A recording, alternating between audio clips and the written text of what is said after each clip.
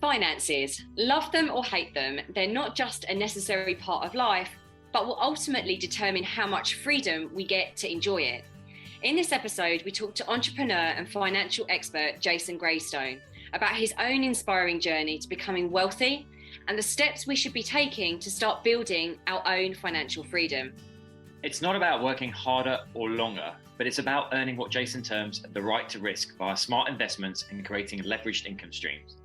In this fascinating episode, we dive into the impact our beliefs have on careers and money, what stops midlifers from making the necessary changes to their financial situation, as well as the vital calculations we need to make sure we live a great quality of life into old age.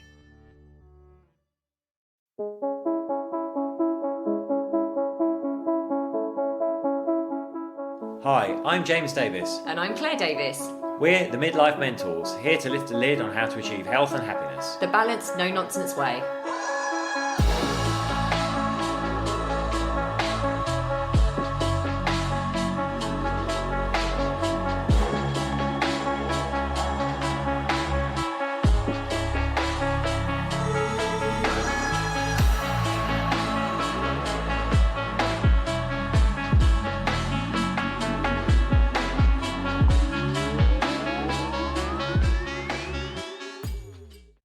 Hello and welcome to another episode of the Midlife Mentors with me, James. And to me, Claire, how are you all? Well, what have we been up to, Claire, since the last episode? Well, I feel like we've been putting out the podcast quite thick and fast. We've been getting lots of messages about our recent podcast. The last one we had was last week, which was Dan Nitro, otherwise known as Nitro, from the original American Gladiators. And he was talking a lot about male vulnerability and what happiness really means and success, and that was really, really lovely to speak to him. We've had lots of nice comments about that one. Also got lots of feedback on our podcast about being unfulfilled at midlife. We need to change that. Yes. And we're on Liz Earle's podcast, and that's brought us a load of new listeners. So if you're joining us from Liz Earle's podcast, welcome. Yes, welcome. Thank you so much for joining us, and thank you for joining us across all our social media platforms as well.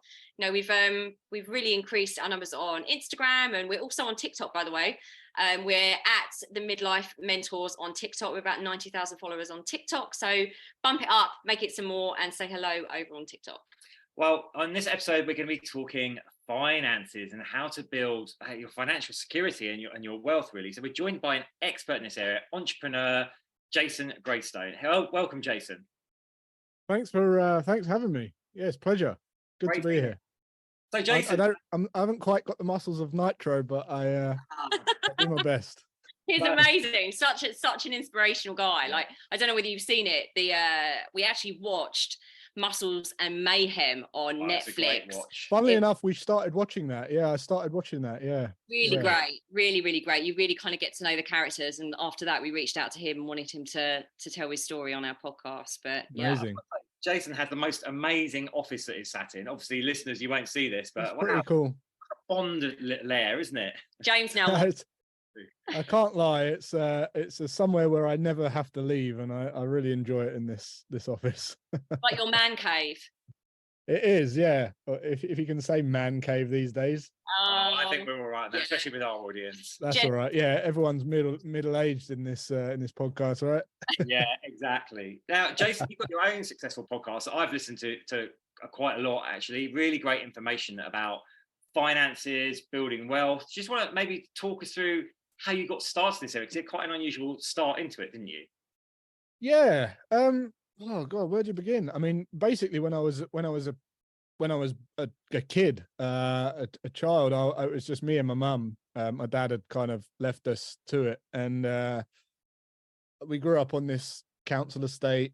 You know, typical story of broke bailiffs knocking on the door for electricity and pitch black and cold water, and it really was like that. And I guess what that instilled in me is some kind of fear or yearning for security. And when I grew up, I had a high value on my possessions, not losing things, having things secure. And I knew that I wanted to, I knew I was a little bit different from my mum and other family members and people on that estate from a very early age. And there was a one moment when I was a teenager a couple of moments kind of in synchronicity, if you like, where when I was 13 years old, where I noticed that everyone used to kind of congregate on the steps at the foot of our block on a Friday night after the week was done, and kind of, you know, it's like a mother's meeting type thing where everyone kind of bitching about the week and moaning about money and all that kind of stuff. And I remember they had a really, really negative view on money. And the funny thing is this guy called Roy used to come down and take everyone's money for a syndicate lottery at 7:30, and then everyone would start talking about money in a positive way, like how it would change their life, how it'd be amazing, and they literally had spent it in minutes, you know, in this conversation.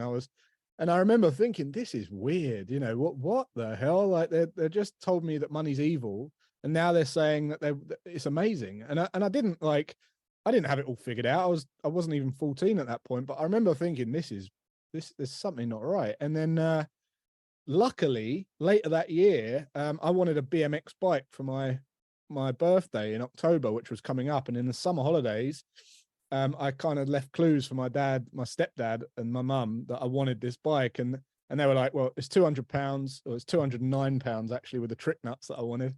And they couldn't afford it. And they said, look, if you raise half, we'll give you the other half on your birthday, and then you can go down the shop and get it. And I was just like, deal. So I started looking out, like I had no idea what to do, but there was this green in the middle of our estate with cars all parked around it from all the people that lived in the estate. And I thought, I'll just go and wash some cars.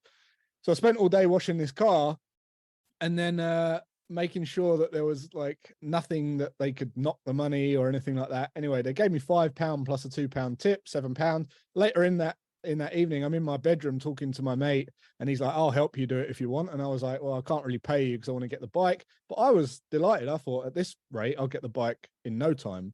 Tomorrow I'll go out and wash another car.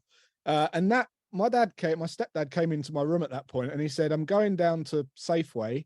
Do you want anything from the shop? And something just made me give him my entire earnings for that day to get another bucket and a sponge for my friend.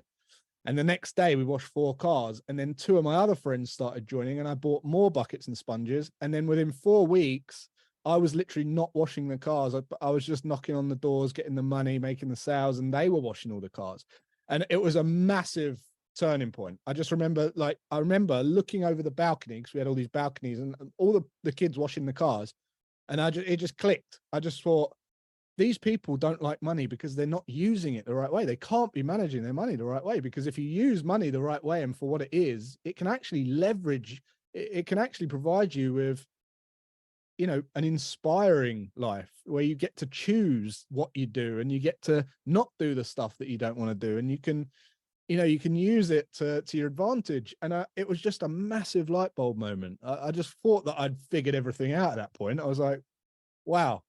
So with that in my mind, I took that into work. I took that into my apprenticeship. I took it into the workforce, and I had this kind of goal that I wanted to be savvy. I knew it was possible. I knew if I could I knew if I could use money the right way, I could get to a good place. And then it all kind of skyrocketed, or I got a fire up my jackside when I found out at 22 years old was going to have my first son. And that just, put a fire in my belly, made me want to get into investing, using my money to grow my money, even speculation, things like that, grow my income, to the point where when I was 29 years old, I got to a position where I didn't need to work. So that was, leading to where I am now. I've been doing that for many years. And I got to a point where I was surrounding myself with a lot of entrepreneurs who had no idea about how to manage their money. They're earning a lot of money. They were in a position where they thought they should have more to show for what they've earned. Probably a lot of your listeners will resonate with this, because it's, midlife, 38 to like 50 years old. There's this, a lot of people seem to start thinking, well, one, I haven't got much of a plan. 2, I haven't really got what I thought I would have by now. And I started talking to all these different people, and I realized there was a massive, gap, if you like, in the education space for helping people get on the right path with their money. So I just started talking about that. launched a podcast that went to #1, and then we just the rest is history, really. I just get to talk about money and finance and wealth and well-being and financial freedom every day. I love that. What an inspiring. That's a short answer, but no, I love that. I love that. It's often, isn't it often our moments as children, whether, it's really interesting, even if they might be what would be deemed from the outside as kind of quite negative or quite a tough beginning. Those are those moments we have.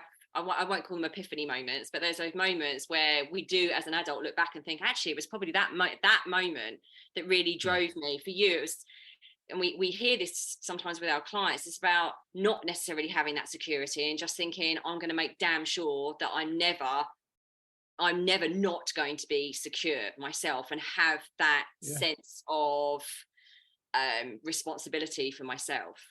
I think you either go two ways.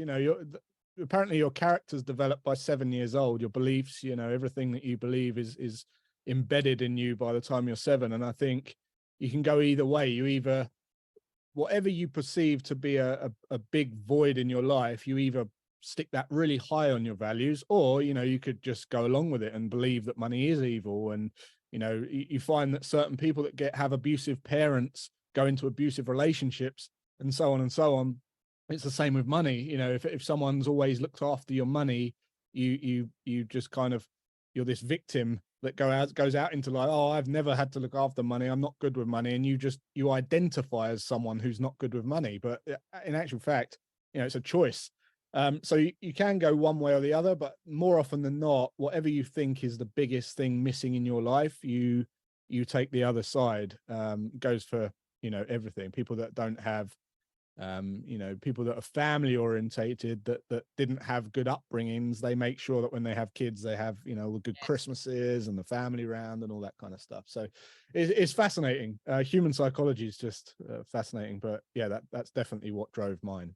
Yeah, we love it. To the point where it becomes a problem, right? Because there was a few years where I just felt guilty whenever I'd go out and leave my kids, or I don't like losing things still. If I lose something, I have to literally either find it or order it again on Amazon or something, so I've got it in my possession again. It's a real, that's something that's still with me today. So. I was going to ask, Jason, do you think you can't ever overly generalize, but do you think our Generation X, people who are midlife now, because we had our baby boomer parents, certainly my parents, they come through those austere post-war years, and it was very much, we were never hard up, but they were always money doesn't grow on trees, you have to work hard to earn money anyway, if you stop for a minute you'll lose everything. Do you think that's quite common for people in our age range? Yeah, I think a lot of the people listening to this particular show will resonate with the fact that we didn't question enough. We go into things based on what our parents think was a good idea that wasn't necessarily a good idea for us. I'll give an example. Forget money and career. I learned in a manual car because I asked my stepdad, what should I learn in, automatic or manual?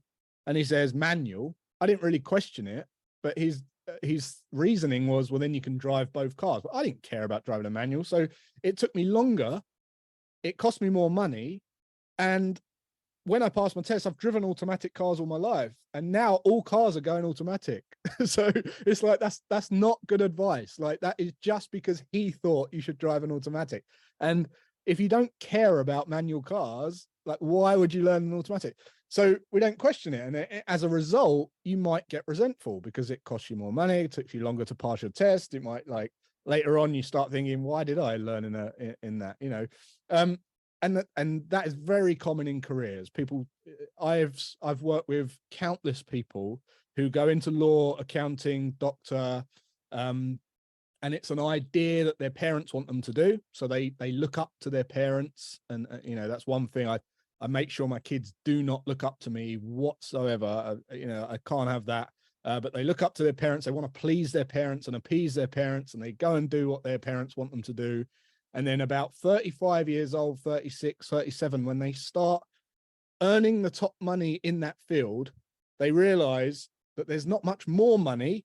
And if they, even if there was, they wouldn't want to take it because the responsibility and the pressure at that level is so vast that they would rather have less money, and they start thinking, I wish I'd always done that. And then they try and start reverse engineering their life to get back to doing what they should have done in the first place, right? And that is very, very costly, very timely. They feel they then start beating themselves up about that, because it's like, oh God, I should have done this years ago. I'm running out of time. And it's just this, it just happens too much. And it all comes from not being able to take information and then produce your own kind of synthesized analysis of that, which aligns to you as a person and what you want out of life. We just take this advice and just go with it, even if the person giving us advice has got completely different goals or completely different values, and it's, I think, one of the biggest skills anyone can learn, particularly if any younger kids are listening to this, or if any of your listeners have kids, just tell them to like take advice and be able to like solve paradoxes of advice, because there's so much advice, right? There's someone telling you something, someone telling you the opposite. And the beauty of being able to take those two things and say, well, what do I want in life? So what do I believe out of that? What do I believe out of that? What could I use out of both of those and smash it together? And how's that going to help me? But that's a much better approach than just going, okay, I'll do that, and then becoming very resentful for someone later on down the line. Yeah, I think that really resonates for me. So I went and did a career like we all kind of did. We went to university. If we were lucky, we went to university. We came out, we got into our job. It didn't matter whether that job felt wrong straight away, like it did for me. Like immediately, that job felt wrong. And it was so funny because I always knew that I wanted to be. I always had this entrepreneurial spirit, but my parents weren't like that, and my brother wasn't like that. So I kept kind of almost being resentful, being like pushing against that lifestyle, and wondering why I kept getting fired. Just fired over and over again. I was like, this is me, this is terrible, I'm a really bad person, I'm awful.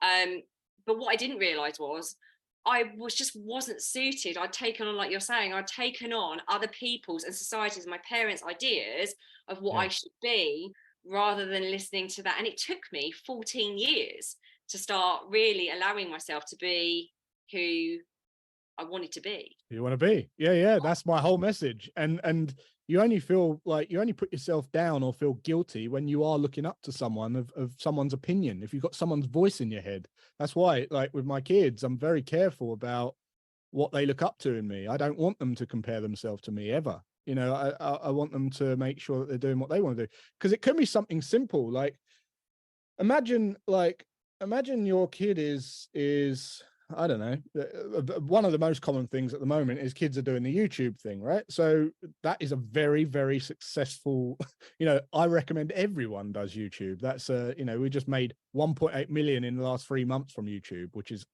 phenomenal, right? That has just happened as a result of sticking to it and doing it for years. And, it's the 8th year, and now we're paying off, and we just we got our plaque up here with 100,000, and it's amazing, right? But kids go into it. Let's just say that your parent goes into the kids room. Oh, what are you doing? Not that YouTube thing again. But the kid's going to think, right, this is something I've got to hide from my parents now because they're ashamed of it, right? Even though I'm looking at all these creators and my friends that are doing it, and they're having fun, I've got to now hide it or like shy away and keep a part of it away from certain people. That's going to cause guilt in them, and then they're not going to want to talk about it, not going to want to bring it up, they're going to feel like they're a failure to you. And I couldn't think of anything worse than having my kids like think that they've got to be like me, for instance. You mentioned you're opposite to your siblings. All siblings are opposites of each other. That's literally how we are, how we evolve as families, so that we have a most diverse chance of survival. So one will be more empathetic and compassionate, one will be more logical and more kind of on the business side of things, and one might be more family, and we're deliberately raised like that from an evolutional standpoint. So most siblings are going to be opposite. So the last thing you want to do is go be more like your brother. That's ridiculous. So yeah. And there is some guilt and shame around that being different from your sibling. And Yeah, you grow up comparing yourself to that sibling. And I know that I did for a really, really long time, because I was always here, that I went traveling around the world on my own. I was really out there. I was doing all these things, making a bit of a mess of my life, but in a fabulous way. I look back now and I think if we had children, I'd love my children to go out and make a mess of it in the way that I did, because it created what I am now. But yeah, there was always that guilt and shame of, why can't I just be grounded and just stay at home like my brother? Yeah, crazy. Jason, you're talking there about learning. How did you? So you've talked about it on your podcast, like how you started off getting into investing in shares, and I think you went to a lot of these like seminars and coaches. You know, we've all seen them advertised, haven't we? Where it's like, come to the seminar and you'll learn how to make $10,000 a day by trading and stuff. Yeah, I'm sure you had a road into this. I've seen a few. Yeah, the reason I got into kind of the social media and online presence was, and education even, was because I was sick of all that stuff. By the time I'd got the result that I wanted, I was still looking around and thinking, there's so much crap out there. I just wanted to be transparent. So, how I got into it was I just opened my trading account and I started trading live in front of everyone for free, and everyone was like tuning in, and there was kind of nothing bad anyone could say, because I was in my pants in my office, like trading real. It was real and raw as it got, like, and that was great. And it's taken a long time to build a very loyal audience. I could have got rich off of YouTube very quick if I'd sold the dream, but I want to be able to look my kids in the eye and keep some integrity. So I decided to play a much longer game and teach people the truth. And it so happens people don't want to learn the truth. It takes a long time. So that's what I did. But back in the day, when we found out we was going to have my son, what it was, I was putting a plan in place for my finances, and I downloaded, or I bought Microsoft Money, which was basically a glamorized spreadsheet, and you could forecast and project and do these graphs and things, and you could put in figures. And I figured out this little formula where I could replace my income, my active income, for a passive income, a truly passive income, an income that came from leveraged sources, where I didn't have to actually exchange my time and space for money. And I realized that if I invested 10% of my money into certain investments and returned a 7 to 10% per year investment return, in about 20 years, I could replace my income. And I thought, that's great. I don't know why they don't teach that in schools, because you go and work for 45 years, but hey ho. Now I obviously know you should just go into a job that you love and work forever, right? Why not do that? But anyway, everyone's trying to escape their job. So I thought 20 years, that's okay. That's 25 years off of most people. And then when I found out that I was going to have my son, I felt like I had failed, because I felt like I wasn't in a position where I was ready. And I don't think you're ever ready at 22 years old. Let's face it for that news. But I definitely didn't feel ready, and it was haunting me from my upbringing. And, I didn't want that. I didn't want to be, and we were, I wasn't stupid with money. I was saving. I'd saved a bit of money, but it really put a rocket up me. And I started becoming obsessed with getting this figure down from 20 years to 10 years to 10 years to 5 years. And how could I do that? And, it was trial and error of trying every investment vehicle. What returns am I getting on average for that? And how does that project out? And what if I increase my returns? What if I increase my income? What if I increase my savings that I put into my investments every 3 months? What if I grow my income by 10% per year? What if I go into something a little bit more speculative and risk a portion of the total account? And how does that grow anyway, I became obsessed with this thing, and I eventually got it down to 3.5 years in the end, from the point of learning to trade. But in that time, I was, subjected to, I must have blew like 50 grand in the markets, and, not stupidly. I wasn't approaching it in a way where I was like chasing get rich quick. I was approaching it from a, very logical view, but I was still very naive as to how that speculation side of the world works, and the zero-sum business where you're beating someone at a game essentially. And I was looking at online poker and options trading, and then I dabbled a little bit in the financial markets, and eventually came good. So that paid off, and then I got to a position where I could just let the job go. And since then I've been working harder than ever since. Amazing. I was always free. Now I'm never free. Yeah. The difference is you're able to when you can choose how you spend your days, you fill it up with Yes. lots of great things, and there's not enough hours in the day. You love it, right? So what do you think is the biggest? You said you said that you work with bankers, lawyers, accountants, and they get to that place where they reach that ceiling, and then they realize, oh my goodness, I can't really make any more money. What do you think are there, I suppose, three or four limiting beliefs around that? What do you see as people's most limiting beliefs around money at that age? Because I know that's going to resonate obviously with our listeners, and they'll probably think, oh, it's not just me. Well, the biggest one, the biggest trap that people fall into is they think the more money I earn, the more I'll become financially free. Well, I've worked with, I'll give you an example, a YouTuber who was earning $250,000 a month and had no money at the end of the year. No money. And if you added up his lifestyle costs and calculated how long, if he lost his income tomorrow, and you calculated how long he could live for without drastically changing his life, it was about 4 weeks. And the same is true for someone who's usually earning 20 grand a year, because they raise their lifestyle to just underneath or beyond even their income.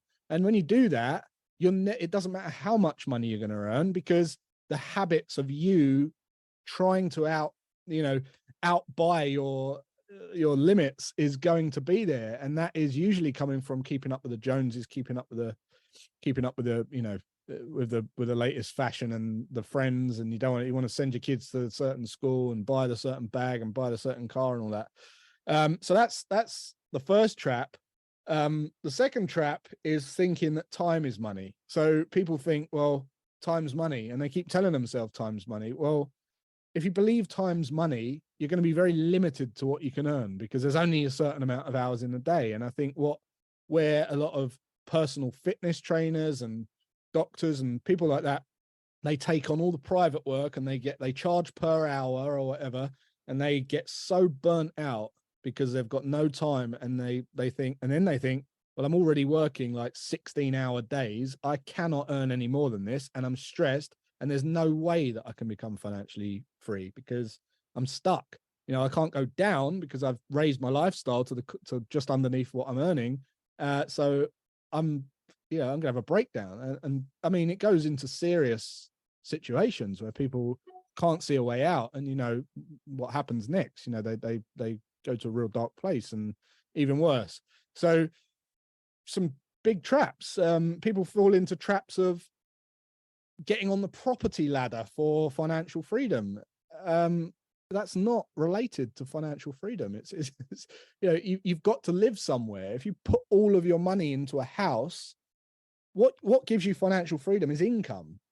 When you put all your money into a house, you've got to then go to work to pay for the upkeep of an empty house. You can't break a brick off of the house and pay for breakfast with it. It just doesn't work. So all of your money's in a house, and you've still not got any income.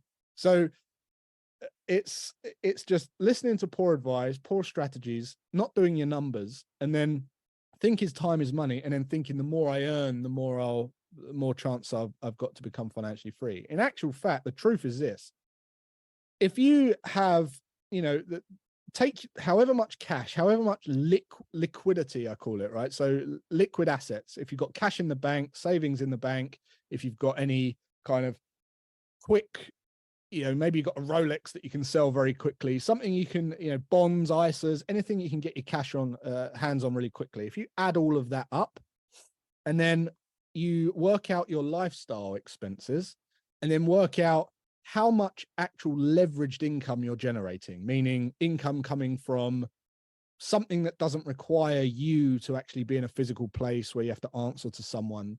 And then what you do is you take the cash, the total lump of cash, and you divide that by the lifestyle costs minus the leverage income. And that formula will give you a figure in time, how much time you can buy into the future. The beautiful thing about doing that is, one, you don't need millions and hundreds of thousands to become financially free. And two, it's the lower your expenses are, the easier it is to achieve. And the beautiful thing is when you do reach a position where you are financially free or close to financial freedom, you could be earning very little, but all of a sudden you have the creativity and the choice to bring alive part of your mind that allows you to make more money, because you start focusing on doing things that you actually love. And when you do that, you can make a lot more money than something you're not inspired to do. So, yeah, obviously there's a lot of ground I covered in that answer, but it's worth thinking about. Think about the numbers and how much money, how much time you can buy into the future based on your current lifestyle costs. That's the first thing I would recommend you do, because this podcast is midlife, right? One thing that I see people not really taking too seriously is retirement. And I saw this guy at a seminar, funnily enough. James, you mentioned a seminar. One guy, he stood at the front on this flip chart and he said, right, what's the average life expectancy? And everyone was like, I don't know. And he said, well, I'll tell you, it's 77. And then he said, what's the average retirement age? And they were like, 65. And he wrote 77, he wrote 65 on the board. And he said, that's 12 years. He said, what's the average pension pot in this country? No one knew. It was 86 grand, right? So 86 grand on the average pension pot is, you've got to make that last 12 years, right? And that works out to what? £600 a month. Wow. Now, if you've got £600 a month for 12 years, I'm sure that's not where you expect to be at that in your golden years, when you've put all the work in, you've done the hours, you've served your time, and you're living on flipping hot dog dinners for, like a peasant in your retirement. And then you've got to hope that you die at 77. Otherwise you become a burden. You become a burden, and no one wants to become a burden, right? So you become a burden on your kids, or you better hope that you've raised some kids that have high value on financial freedom and can help you out. But ultimately you become a burden. So just being aware of that, like, not many people think about that. And another scary thought is people think that, oh yeah, I'll downsize my house. And, you're not going to want to downsize your house. As much as people actually do that because they have to, you don't want to downsize your life. When your brain doesn't change, you know that, right? I know that. My brain's the same now. I still feel like I'm 20 in my head, right? When I'm 75, I'm still not going to, I want the dignity of not having to go, oh, I better move into this tiny little place and move out of this just so I can live. You're not going to want to do that. The place you've built a family, and the place that you love, and you've built a home from all your life. You think about that. Put yourself in that position at that age. You're not going to want to do that. So yeah, just being self-aware and putting yourself in that like deathbed situation is a great exercise to do. I think people don't want to, because also right now we're in a world where there's instant gratification as well. It's kind of like, I can have this now. I don't need to think about the future. We're not encouraged to think about the future, are we? We're encouraged. It's like, the health and wellness industry. It's like, oh, take this pill, do this diet. You can have, and you saying about you took the long game. No one wants to hear that, because it's not sexy, is it? No one wants to hear it takes ages and really hard work and lots of things that you're going to have to deny and sacrifice. Yeah. Because we're in a world now where everyone's quick fix, instant gratification. No one wants to play the long game. So I can imagine with what you're talking about there, we just bury out, and I'm guilty of this completely. This is an amazing podcast for me personally, because I'm like, oh my goodness. But we do bury our heads in the sand. Absolutely. Yeah, we do. Yeah, we do. But I mean, the long game, I was talking about this yesterday. We was talking about the YouTube thing, and it started with me just putting out my knowledge and wisdom and things I'd learned, lessons I'd learned, and I just kept doing it for 8 years. And then on the 8th year, we then earn, 1.8 million in 3 months. And that little nest egg just came from that video that blew up and took me a week to create, is the exponential effect of doing that for 8 years. But also, is 8 years a long time to create 1.8 million? Because that could now, I could have 100 grand a year lifestyle for the next 20 years nearly just off of that video. Most people, most people earn 1 million in their lifetime. So is 8 years really long? I don't think it is. And I think people need to really get to grips with what work they need to put in and for what amount of time. And yes, if there are kids listening to this, 10 years, you need to grind something for 10 years and go all in. And then you'll see the results. Like, you can't not see the results after 10 years, but 10 years is what you need to put your back into to be good at anything. That's I've never seen it done quicker than that. Yeah. No, that's a false dream we're sold all the time, isn't it? In the world of the internet marketeers, Totally. like overnight success. Jason, while you were speaking, I was imagining lots of people like getting really excited and like scribbling on the back of an envelope, like, oh yeah, I'll get the money, and then just dropping their pens, horrified when you talked about pensions. There might be people listening that have kind of sorted out their finances, like people that haven't at all. What is a good place? What steps should someone take to start building their financial freedom now if they need to get going? Okay. Steps are, so everything is around investing your money. Okay. And an investment in money is basically an asset, and an asset is either created or bought. And those assets, the goal for those assets is to beat inflation and give and make your money become more money, right? The first easiest thing anyone can do, and this is something that people just hate me telling them sometimes, but it's been the biggest life changer in all of the people that I've worked with, and that is to work out what your lifestyle costs are and then save up 3 to 6 months of that and put it in a high interest account. That's it, right? And I'll tell you why. There's an instant investment return on that. Let's just say that I'm a builder, and I've just done some work on your house, on your kitchen, and you owe me the final bill, and you ring me and you say, just come round. We're going to pay you your money, but I just need you to sort these snags out. We've got a couple of things we're not happy with. Because I've got no money and I'm desperate for that money, and I'm in animal brain mode, I'm going to get my back up. I'm going to get agitated. I'm going to be on a defense. I'm going to speak to you a bit aggressive. I'm going to come round. I'm going to be aggressive. Well, what do you mean? There's nothing wrong with that. And you're not going to recommend me. You're probably not going to pay me what you owe me. You're definitely, I'm never going to speak to you again. And you pay me or whatever, and I'm out the door. If you had that exact situation where I've got 6 months of my living costs in the bank, and you ring me, I'm not in survival mode. I'm not in animal mode. I'm not like threatened. So my answer to you is completely different. I'm like, no worries. I want to come around. I want to make sure we both have a long-term relationship. I want you to recommend me. I'm going to come and make sure it's all good, right? I take 2 days to fix the things, make sure you're absolutely, I go above and beyond because I'm not driven by scarcity.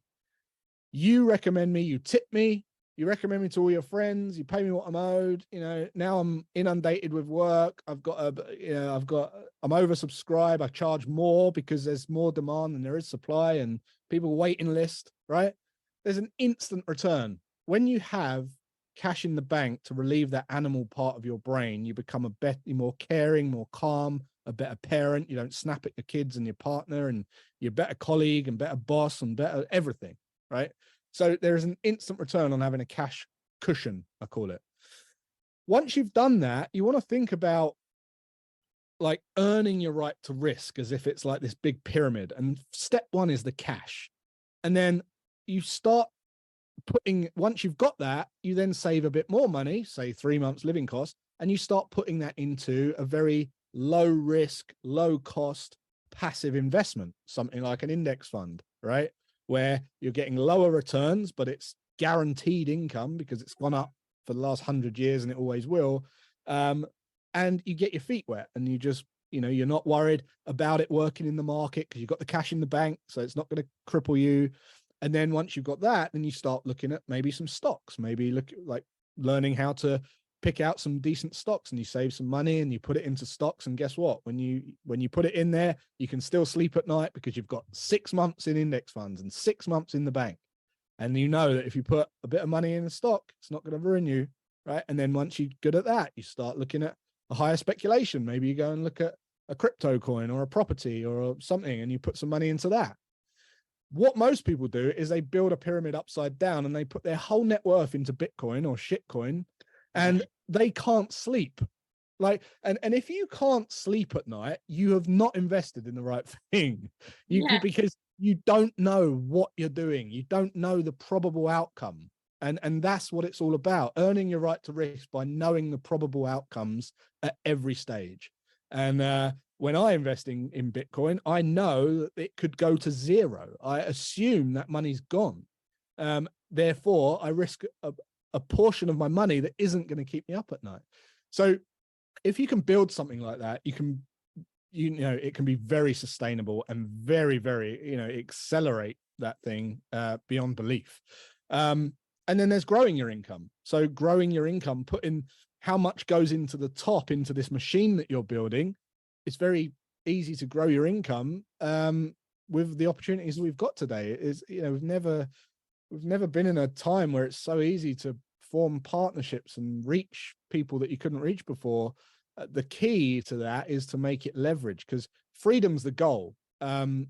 And if you're enslaving yourself in something, you still won't feel free. When we had the pandemic, a lot of people felt freer, even though they were locked in their houses, because they experienced financial freedom. They downsized their expenses because they weren't keeping up with the Joneses. You couldn't even take your car out, right? So no one was showing off. They were receiving leveraged income or passive income through furlough checks or whatever, bounce back loans and what have you. And they could choose how they spent their day. They organized their day in order of how they wanted to do it. So they prioritized first, and that's where you want to be. So if you can do that in a job, you're going to feel free. If you're mobility free and you're mentally free and you're free to choose how you spend your time each day and get paid, that's the ultimate. I would say that's something that you should think about. Just a quick question, like how long would you say, if someone's like, yeah, but how long is that, because we talked about the whole 8 years thing, how long is that going to really take, Jason, like from when I do that to reaching a point where I'm financially free? How long would that take me? That's a good question. There's a rule, the 58-10 rule. This is what I basically started on when I was 22. And if you can get to a point where you're investing 50% of your income at an 8% return, right, it will take you roughly 10 years to replace your income. Now, that's ballpark, and that accounts for inflation and things like that as well. You want to factor that in. But if you can, at least you've got 3 figures to play with. So let's just say that you can only invest 20% of your income. Well, maybe you get a 10% or 11% return because you've learned how to pick some stocks, or you've gone higher up that speculation ladder. Well, then you can still do it in 10 years, right? The truth is, where I got to was where I'd kind of adopted everything. So I was investing about 20% of my income, but I was getting about a 22% return. And it was a very, very rapid time frame after that. As I say, it was 3.5 years I needed to do that to replace my active workforce income. But the truth is, if you build this machine and you do it properly, you can do it anything from 3.5 years to 8 years. And I don't think that's a long time, particularly if you haven't got a plan right now. It's pretty attractive. That's amazing. That is amazing. Jason, this has been really educational and inspiring. So amazing. I know you offer programs and help people to actually achieve this. How can people find you and find out about those programs? Yeah, look, I don't actively sell programs to people. I like to give value for free, and then if they get, if they go far down the Jason Graystone rabbit hole and they've listened to me and my nasally mid-tone voice for long enough, they reach me and they message me and they say, right, how can I work with you? So the first thing I would say is go and listen to my podcast from episode 1 and sign up to my newsletter, because basically I wrote a newsletter after spending all the time with the entrepreneurs that I was surrounding myself who were terrible with their money. I started writing a newsletter every Sunday, and I got some really, really heartwarming feedback where people would spend like 2 hours drafting out their life story and send it to me. And it was amazing. And a couple of people said, I'm dyslexic, I can't really read it. Can you do an Audible version? So I launched the Audible version. And the idea was in sequence, in order, I was going to share exactly what I recommend you do. And that's what I did. But the podcast on launch went to #1 in 3 categories on iTunes, and then received all these, again, heartwarming review, like heartfelt reviews. And I thought, wow, this is actually important information and people are really digging this and getting a lot from it. So I always recommend people go and listen to episode 1 of my podcast. And if you're still listening by episode 6, just send me a message and tell me what you think. Can you confirm what the name of your podcast is, please, Jason? The podcast is called Always Free. Always Free. We'll put that in the show notes. And do you have like a website or social media channels where people can find you as well?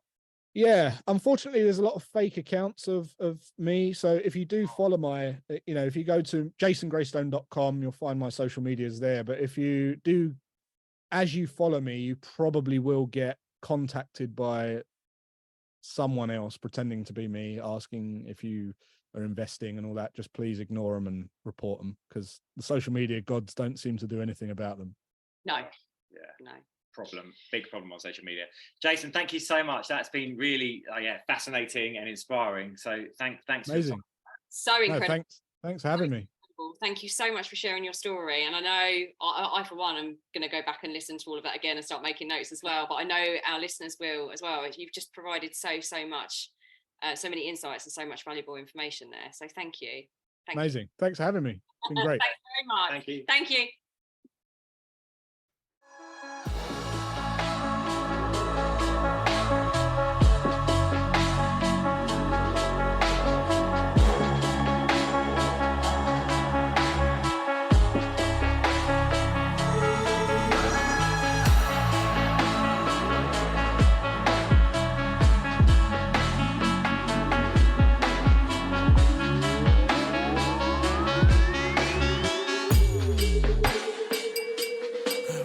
Yeah. You've been listening to the Midlife Mentors with Claire and James Davis. We'd love to hear from you. So drop us a line at info@themidlifementors.com with any questions or topic suggestions. And make sure you join us on our Facebook page and YouTube channel. You can find us under the Midlife Mentors. Yeah. What? Yeah. Yeah. Yeah.